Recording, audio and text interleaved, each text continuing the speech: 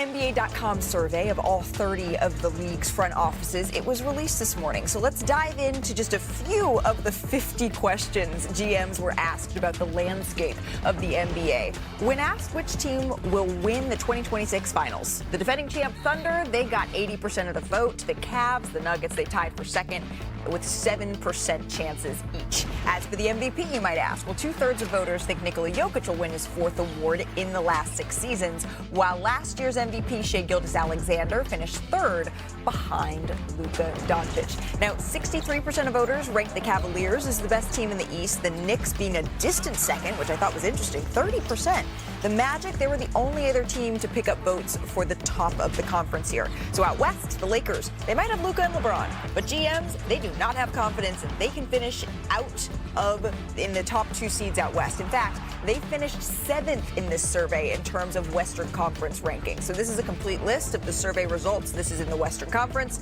Not a huge surprise, right? The Wolves, the Warriors, the Clippers, all finishing above that play-in cutoff line. So Brian Windhorst, what do you make of the Lakers being slated as a play-in team after finishing 3rd out west last season?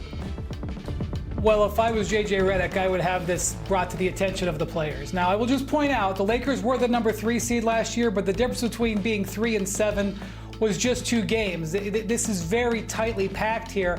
But I will also say that the GMs, I'm not so sure were super impressed with the Lakers' additions in the offseason. Look, the Lakers' offseason for me was defined by extending Luka Doncic. To me, that made it an A-plus offseason.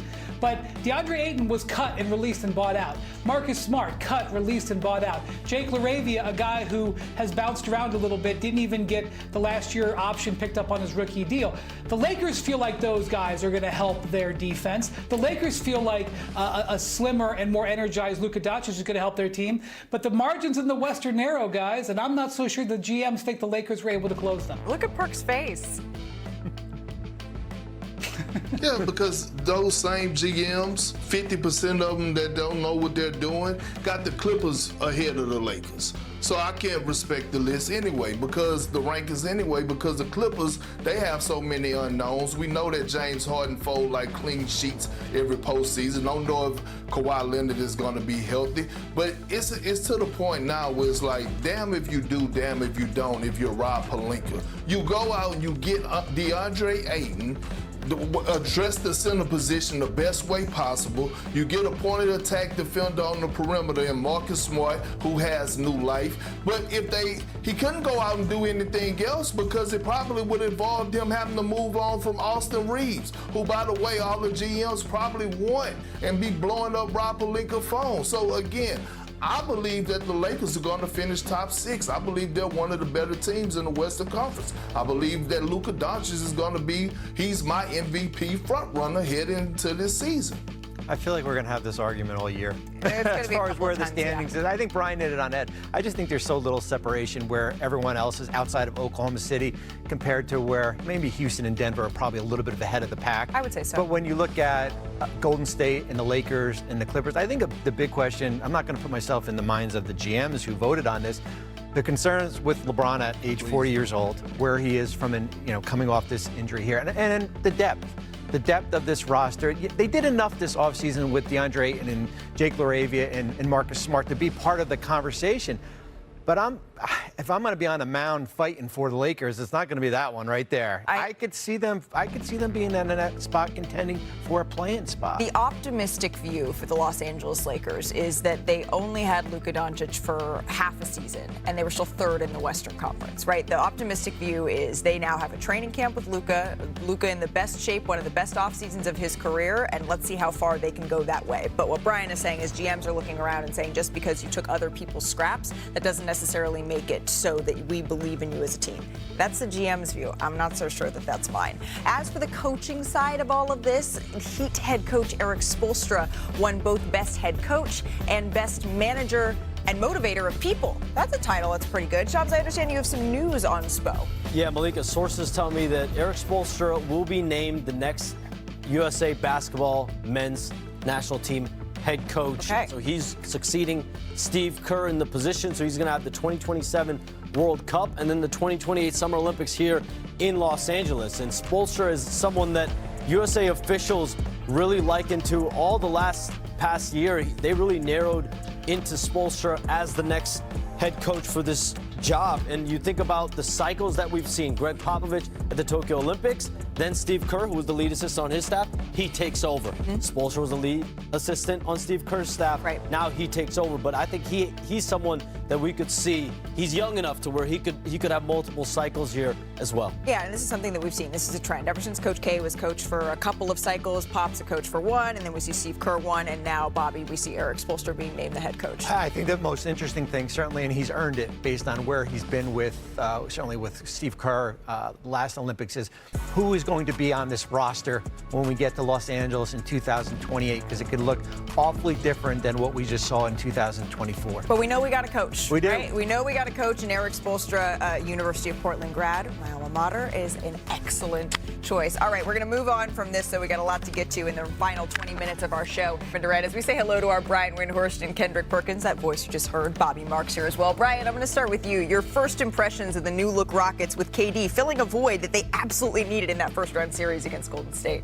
Malika, what year did you say that Kevin Durant made his debut? 2007? How about Ace Bailey was born in 2006? Just want to put that in perspective before we go forward here. Look, I am not surprised at all that Kevin Durant came in a different uniform and started knocking down jumpers. I am not surprised at all that he's in excellent condition and ready to go. But what I took away from this game was how awesome the overall Rockets looked on offense, despite learning to live without Fred VanVleet. And I realize the Jazz are not going to be there in the playoffs this year. But boy, did Alperen Şengün impress me. You know, we've got other guys who played in the Eurobasket tournament for their countries this year who are not playing for their teams. Şengün has come into Rockets camp on a mission. He has looked terrific in these first two games. Last night had 13 rebounds. They're getting the ball to him at the center of the floor, letting him distribute. Look, we know he's got some limitations defensively. That we know. But we also know the Rockets have defensive ways that they can back him up. This was an incredibly impressive start to the Kevin Durant era, and very impressive for the Rockets' overall offensive play.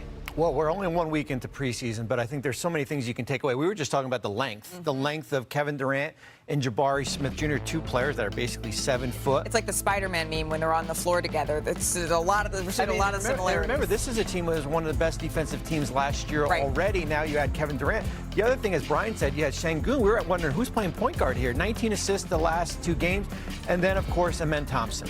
He's going to be the breakout star this year, an efficient 9 field goals made. A lot around the rim. We're probably going to wait and see if maybe that jump shot is developed. But this Houston team is must-see league pass when we get going for this regular season. Must-see league pass. I have a feeling that they're going to be must-see on a lot of cable as well here. But Perk, the impressive showing from the Rockets they put up. I know Bobby mentioned the defense. You want to talk about the defense too. I feel like they put up 140. I know it's the preseason. I know it's the Jazz, but they put up 140 in this game, Perk.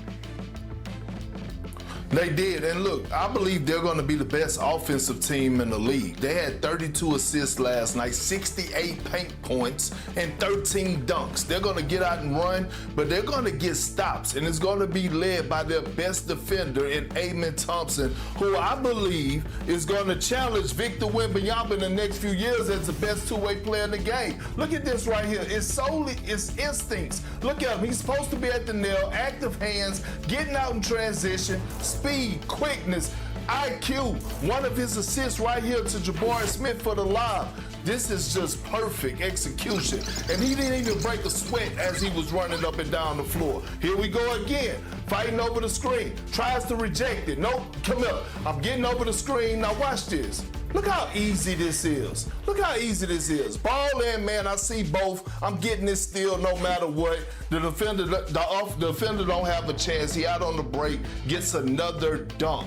This man is going to be special, and he's going to challenge Victor in a few years on who's the best two-way player in the game. Well, since you mentioned Victor, it feels like we need to check the tape because he was in preseason action last night as well, and he was in Miami. This is the second game, Perk, of his preseason, and you're talking talking about being the best two-way player, he stuffed the stat sheet. 21 minutes of play. He had 10 points, 5 assists, 4 boards, 1 steal, 2 blocks. So, Brian, will Wemby be the first player to have a quadruple-double since David Robinson? Yes.